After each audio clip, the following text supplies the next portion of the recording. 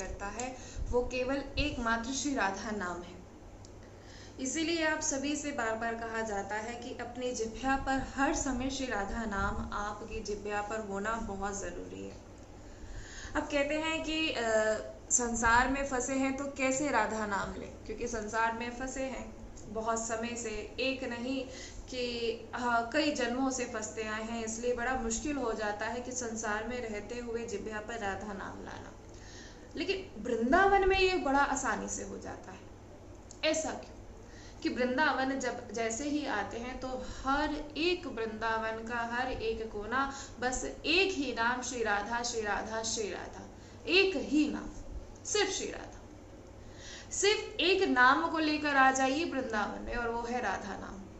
मैं कहाँ रहूं, मेरी व्यवस्था कैसे हो, मैं किसे करूं, मेरी व्यवस्था कैसे हो, तो हम उन सभी से ये कहना चाहेंगे बस एक नाम श्री राधा नाम लेकर आ जाइए और वो राधा नाम आपकी सारी व्यवस्था करेगा। लेकिन उसके लिए आपका विश्वास होना बहुत जरूरी है। अब वृंदावन वास तो श्री जी की कृपा से मिल जाता है, लेकिन वृंदावन की रहनी कैसी हो, कि वृंदावन में कैसे रहा जाए।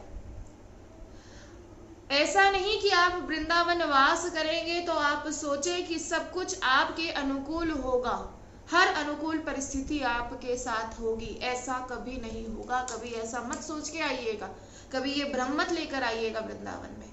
हो सकता है कि अभी वृंदावन आए और कुछ ऐसा हो जाए कि जिसकी कभी उम्मीद भी ना हो, कभी ऐसा मत सोचिएगा। वृंदावन में अगर आप वास करने को मिला है और अगर आपको कोई विशेष दुख मिले तो ऐसा समझिएगा आपको सुख मिल रहा है। अब सुनते ही लगता है कि ये कैसे, कि मतलब वृंदावन में दुख मिले तो हम ऐसा सोचे कि सुख मिल रहा है। तो ऐसा क्यों? ऐसा इसलिए क्योंकि जब हमें दुखों की प्राप्ति होती है तो हमारे अशुभों का नाश होता है। जब दुखों की प्राप्ति होती है, ये बात जीवन में आप सभी ध्यान रखिएगा। हम सोचे कि वृंदावन आते ही हमें बहुत सारा दुख मिल रहा है तो इसका कारण यही है कि वृंदावन में आते अगर आपको दुख मिले तो बस यही समझ जाइएगा कि आपके जितने भी अशुभ हैं उन सब का नाश श्री धाम वृंदावन कर रहा है। जय श्री राधे।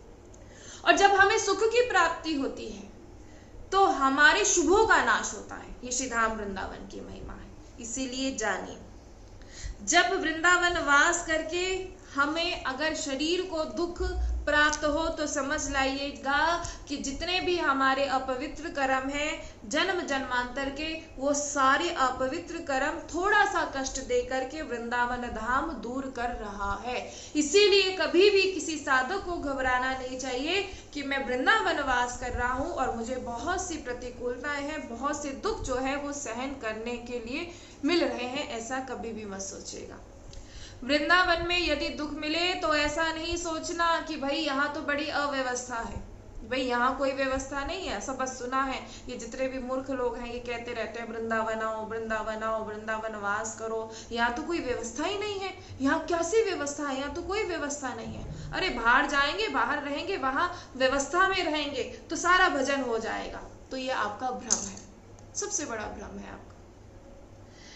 कोई बहुत साधक ऐसे कहते हैं ठीक है वृंदावन है, बहुत बढ़िया है वृंदावन है, पर बाहर बहुत बढ़िया भजन होता है। तो अपने जरा हृदय से पूछिएगा, अपने हृदय से पूछिएगा क्या बाहर जाकर भजन होता है जो भजन वृंदावन में होता है? क्या बाहर जाकर ऐसा भजन हो पाता है? कभी पूछिएगा अपने हृदय से।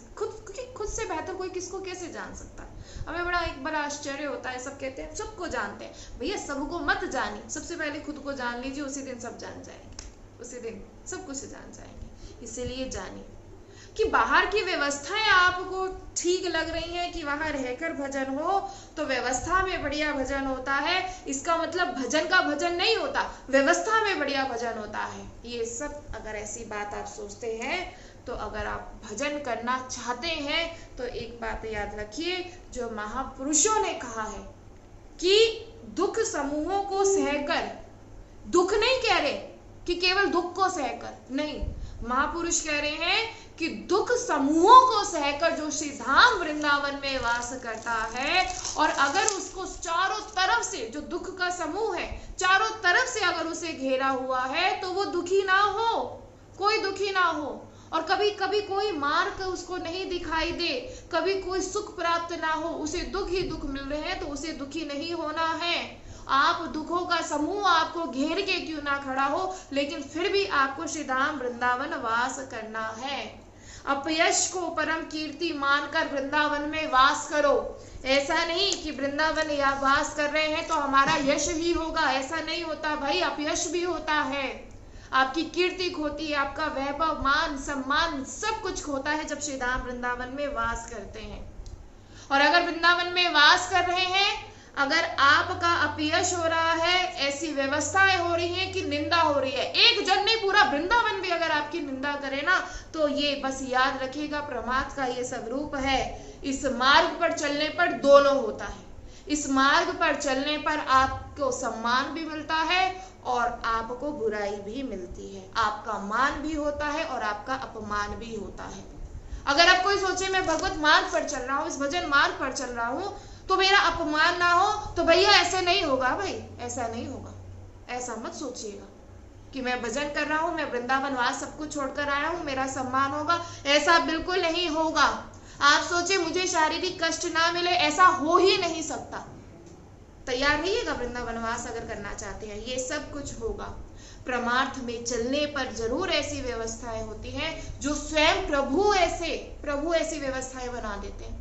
आपका सम्मान जाएगा, आपकी पिटाई होगी, आपकी निंदा होगी, और प्रभु स्वयं ऐसे करते हैं। ये कोई प्रारब्ध कर्म नहीं है, प्रभु के द्वारा ही ये सारी स्थितियां होती हैं। ये कोई हमारा कोई प्रारब्ध हो ऐसा नहीं, प्रभु ही ऐसा करते हैं।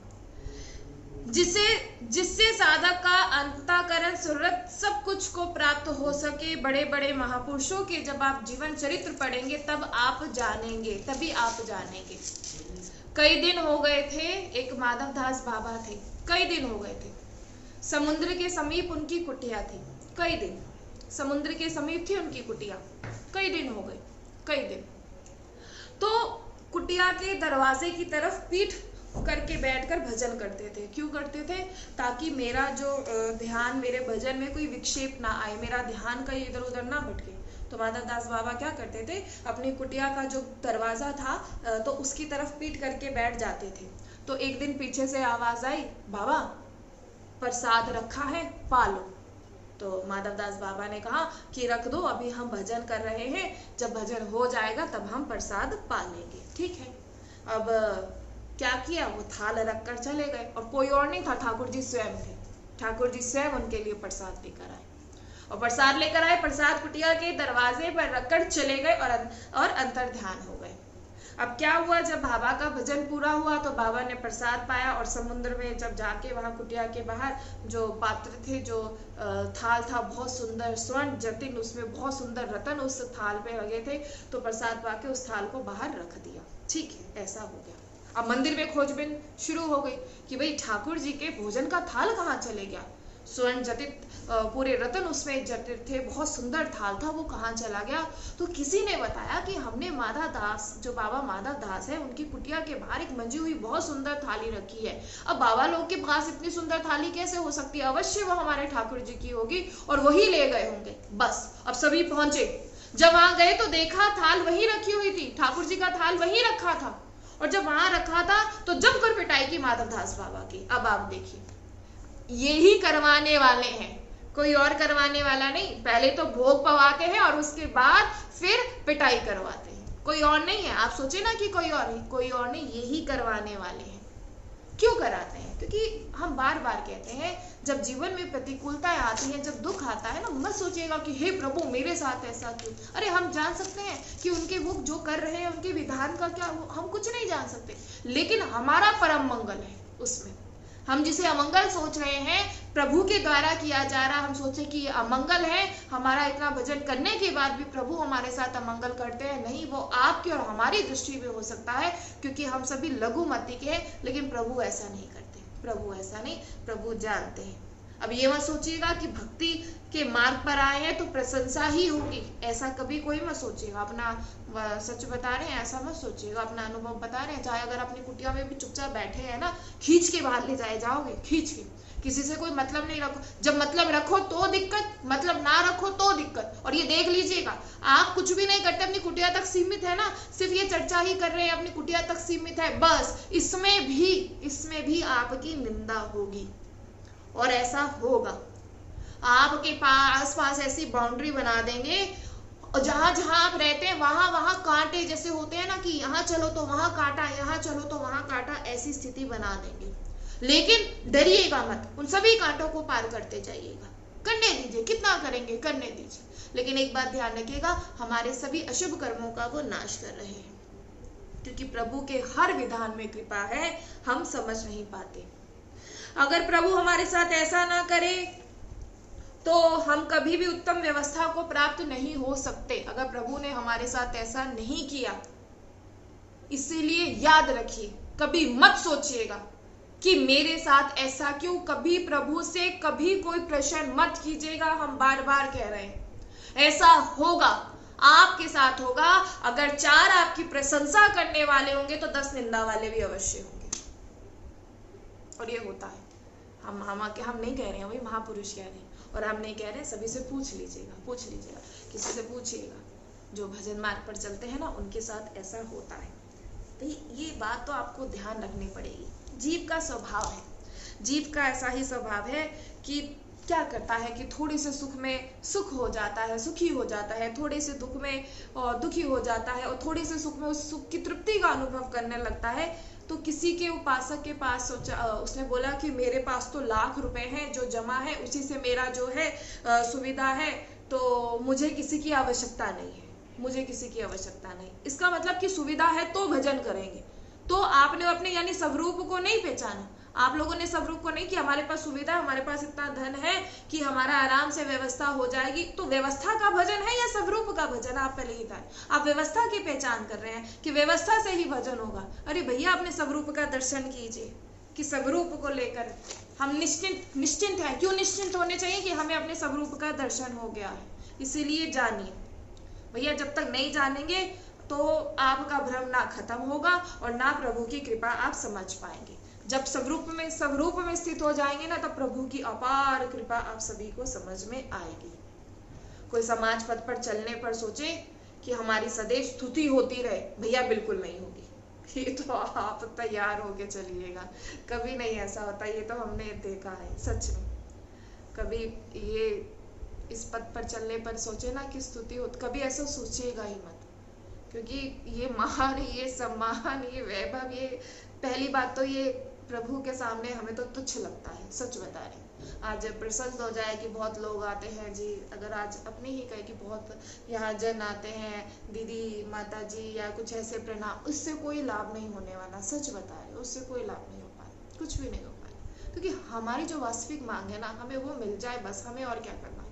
हमें श्री जी का प्रेम मिल रहा है, हमें वही काफी है। अब ये निंदा, कोई निंदा करे, कोई हमारा अपमान करे, कोई सम्मान करे, हमें इसमें स्थिर रहना है भाई, स्थिर रहना है। इसलिए ये आपको जानना पड़ेगा। और ऐसा नहीं कि अच्छा ही होगा, पिटोगे भी, निंदा भी होगी, पिटोगे भी।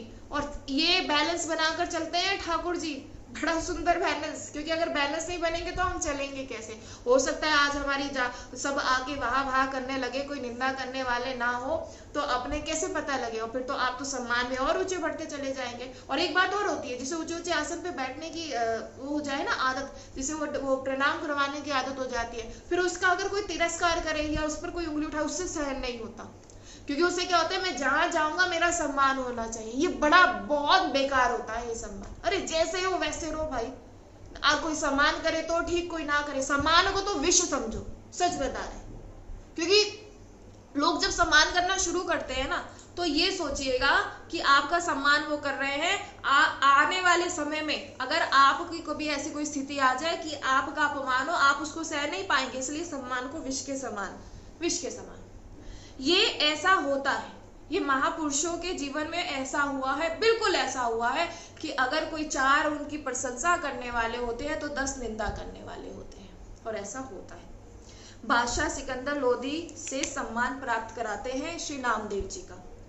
तो वही नामदेव जी की बुद्धि में क्या बैठ जाती है कि जब विट्ठल जी के दर्शन करने जाते हैं तो सोचते हैं कि बड़ी मुश्किल से ये छपाई वपाई से भाई बड़ी मुश्किल से जूता खरीदे हैं, अगर बाहर रख के जाएंगे तो चिंतन हमारा जूते में ही रहेगा और कोई जूता उठा के ना ले जाए। बड़ा विचित्र सी माया है। देखिए आप लाखों की संपत्ति वाले क्यों ना हो, लेकिन मंदिर में जब हम जाते हैं, हमने कई बार मंदिर में क्या होता है कि वो जूते को छुपाने का प्रयास किया जाता है। अरे यहाँ से बंदर ले जाएगा, अरे यहाँ से कोई चोरी ना करेगा। देखिए जरा सी वस्तु के लिए आपको कितना मतलब दर्शन करने जा रहे हैं, लेकिन आसक्ति आप क्यों नहीं अपनी जूते चप्पलों में। देखिए चाहे आप लाखों की संपत्ति वाले क्यों ना हो, लेकिन लगता है कि नहीं भाई यहाँ जूते नहीं उतारेंगे, यहाँ जूता चप्पल नहीं, यहाँ से कोई ले जाएगा। यार क्या करते हैं आप सभी, सोचिए क्या करते हैं।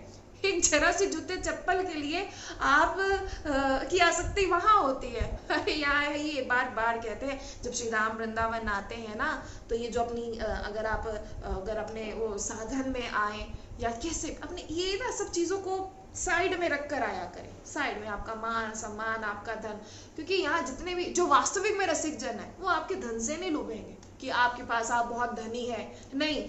वो तो बस ये देखेंगे कि आपकी जिब्बे पर राधा नाम है, उस राधा नाम, उस नाम का रस है या नहीं, वो तो ये देखेंगे। उन्हें आपसे मतलब नहीं आप क्या करते हैं, बार बार कहते हैं वो आपसे मतलब नहीं आप क्या करते हैं क्या नहीं करते, उससे आपको मतलब नहीं। वो तो बस ये देखेंगे कि हाँ ये वास्तविक में ये प्रेमी है, ये वास्तविक में प्रेमी है। तो रसिक उसे ही कहते हैं जो रस देखे कि किसकी जिब्या पर रस है।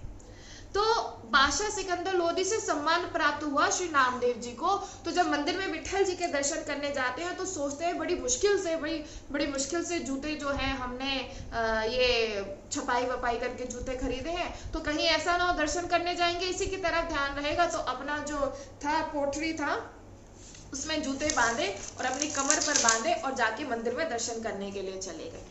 अब जब दर्शन करने के लिए दिए तो क्या हुआ, तो खूब आनंद में हुए और नृत्य करने लगे। और जैसे नृत्य करना शुरू किया, जो गांठ थी जिसमें वो चप्पल उनका जूता जो बंधा था वो गांठ खुल गई। और वहां के जो सेवादार थे बोले देखो कितना बड़ा वैष्णव भक्त होकर जूता ठाकुर जी के पास लेकर आया और मंदिर से बाहर धक्के मार के निकाल दिया और खूब पिटाई कर दी। और कौन कराने वाले यही तो है, बुद्धि ऐसी करती कराने वाले यही तो है, या कोई और हो सकता है, कोई और नहीं। इसलिए कभी ये मत सोचिएगा कि उसने निंदा करी इसका सर्वनाश होगा। कई बार हम सोचते हैं ना कि इसने हमारी निंदा करी, इसने ऐसा किया, ये जानता ही नहीं भक्त, उसका कोई सर्वनाश नहीं होगा। भाई ये कराने वाले प्रभु ही हैं, उनमें भी वो प्रभु। हम कहते हैं ना कि निंदा होती है शरीर की, आत्म तत्व तो सब में ही एक है, चाहे आप है चाहे हम, सबका आत्म तत्व एक ही है, सब में वही बैठे जो प्रभु वही विराजित है। तो कभी जो निंदा होती है वो शरीर की होती है, तो कराने वाले भी प्रभु ही हैं। इसलिए ये मत सोचिएगा, आप कभी ये मत सोचिएगा कि उसका ऐसा होगा, नहीं। पावर कौन दे रहा है, पावर वही तो दे रहे हैं। एक भक्त को अगर हम पीटने के लिए, निंदा करने के लिए पावर कौन दे रहे हैं, वही तो दे रहे हैं। इसलिए प्रभु की लीला है, वो हम पर कृपा कर रहे हैं, हमें अशुभ कर्म देके हमें ऐसी औषधि दे रहे हैं कि प्रमाद मार्ग पर चलने वाले हमें जो है हम चल रहे हैं कि हमें और कि हमारा विश्वास दृढ़ होना चाहिए, और ऐसे ही हमारा विश्वास दृढ़ होता है। अगर सम्मान मिले ना तो भयभीत हो जाइएगा, ये बात जीवन में ध्यान रखिएगा। अगर सम्मान मिले तो भयभीत हो जाइए, और अगर अपमान मिले तो प्रसन्न हो जाइए, प्रसन्न कि हाँ मुझे अपमान मिला। कहते हैं सम्मान मिले तो इसलिए प्रसन्न हो जाओ कि गोविंद हे किशोरी जू कि कहीं मैं ऐसा ना मान बैठूं कि मेरे गुणों का परिणाम है जो ये मुझे सम्मान मिल रहा है। तो ये आपको सोचना है कि कभी मैं ऐसा ना कि मेरे में अंदर कोई ऐसा गुण है, नहीं, ये आपकी कृपा से मुझे मिल रहा है। मैं कभी ऐसा ना सोचूं, ये सब आपकी कृपा से है जो मेरा सम्मान हो रहा है। कभी खुद का मत सम्मान समझ लीजिएगा कि आपका हो रहा है या हमारा हो रहा है। हमारे कोई ऐसे कर्म नहीं है, हमने कोई ऐसा भजन नहीं कि जो हमारा सम्मान हो, कुछ भी नहीं है, हम लोग कुछ भी नहीं। और मैं कहते ऐसा कभी ना मान बैठे, श्री जी से कहिए कि मेरे को मेरे गुणों का सम्मान हो रहा है, ऐसा बिल्कुल नहीं। और जब अपमान हो तो प्रसन्न होना चाहिए कि श्री जी कृपा करके जो आपकी जितने भी श्री जी से जो मिलन में जो बाधाएं हैं ना, उन सबको नष्ट कर रही हैं वो अपमान करवा के, उन सबको वो नष्ट कर रही हैं। अपमाना तपो वृद्धि सम्माना तपो छाया। कहते जब अपमान होता है तो तपस्या की वृद्धि होती है, भजन की वृद्धि होती है जब अपमान होता है। और श्री जी तब उस साधक को सहज में प्राप्त हो जाती है। इसलिए कभी कोई साधक ये ना घबराए कि मेरा अपमान हो रहा है। एक साधक को कभी भी नहीं घबराना चाहिए। हमारे बड़े बड़े अशुभ हमारे जमा हैं।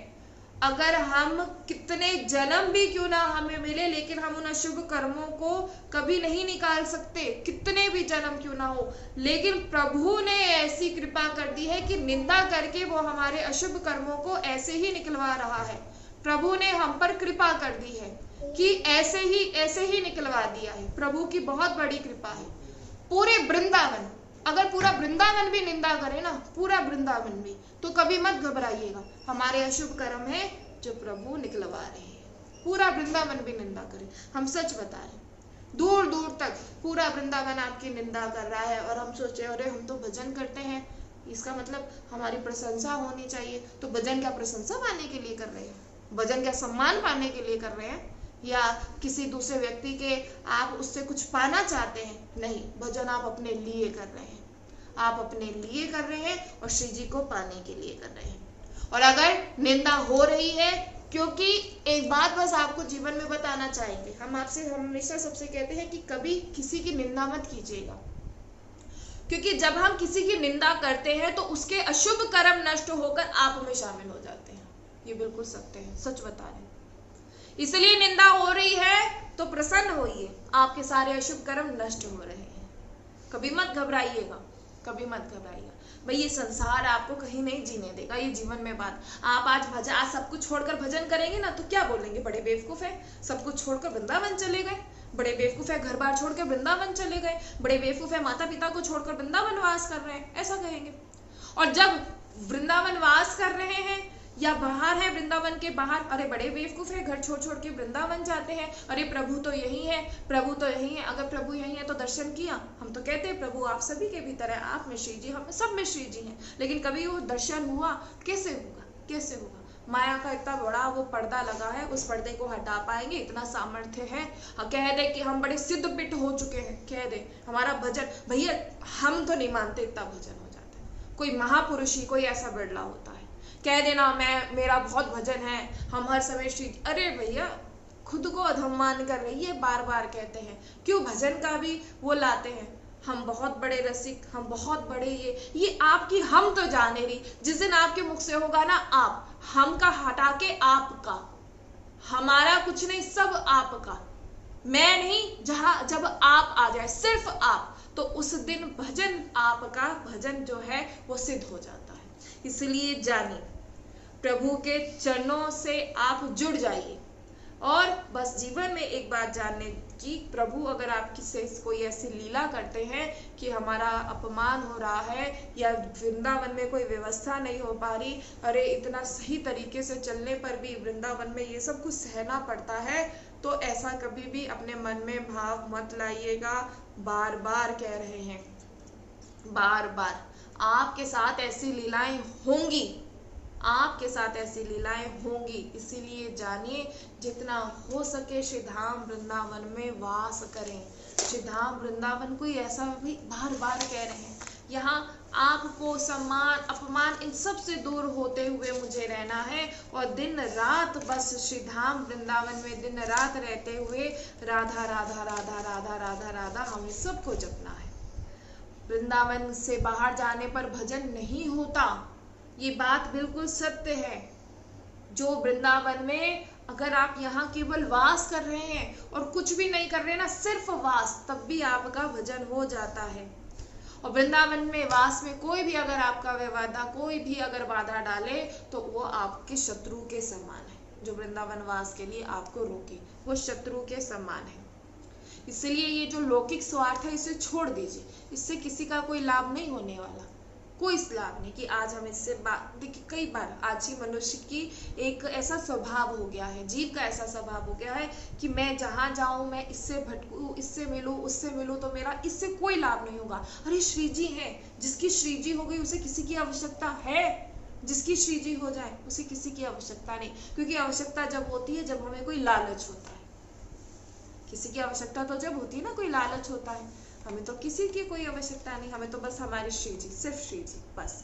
इसलिए इस बात को जानिए और श्री धाम वृंदावन में आइए, बार बार आप सभी से कहते हैं श्री धाम वृंदावन में आइए, श्री धाम वृंदावन में वास करें और श्री जी आप सभी पर अवश्य कृपा करेगी, क्योंकि जो भजन श्री धाम वृंदावन में हो पाता है वो अन्य देशों में नहीं हो पाता। इसलिए इस बात को आप सभी जानिए, जितना हो सके वास नहीं कर पा रहे हैं तो बार बार श्री धाम वृंदावन आए। नहीं वास कर पा रहे कोई बात नहीं, लेकिन श्री धाम वृंदावन निरंतर आते रहे, निरंतर। नहीं वास कर पा रहे कोई बात नहीं, लेकिन निरंतर आते रहे। श्री जी आप पर ऐसी कृपा करेंगी कि आपको श्री धाम वृंदावन का वास अवश्य मिलेगा।